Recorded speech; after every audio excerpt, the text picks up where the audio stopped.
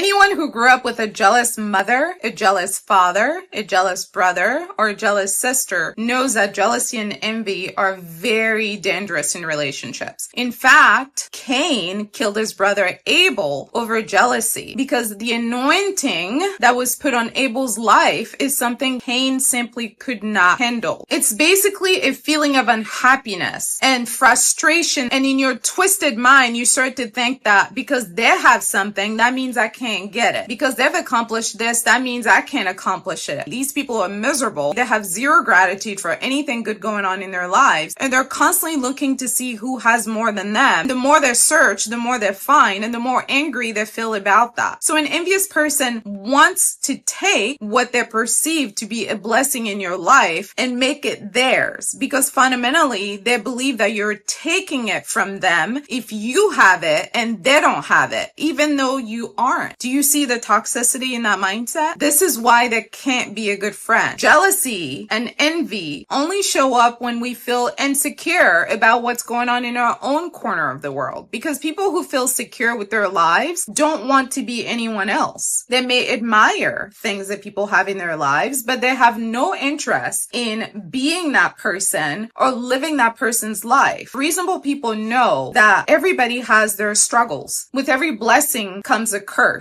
You have to take both sides. So if you don't want somebody's curse, you don't covet their blessing, because you don't know what all they had to do to have that blessing. Reasonable people understand this, and they know that being envious of somebody is also being envious of their challenges. And for most of us, if we're grounded, we will much rather keep our problems than trade our problems of somebody else's bags of problems that we know nothing about. But a toxic person whose perception of reality is distorted is not thinking about life that way. They think that they can just take that person's blessing and they won't have to deal with the curse that comes with that blessing. And that's where they falter. And in the case of Cain and Abel, he thought, if I cannot have what you have, I will take it from you so I can have it. And that's what envy looks like in practice. We deliberately do things to harm other people so we can get something from them indirectly. Jealousy in the fake friend can look very tricky. Sometimes it's loud, sometimes it's quiet. Sometimes it can look like admiration, like, oh my God, I love you so much. You're the best. You're so great. I love how you do this. I love how you do that. I love how you are. So you have to use your discernment. Not everybody who gives you attention is actually happy for you and actually wants to see you thrive.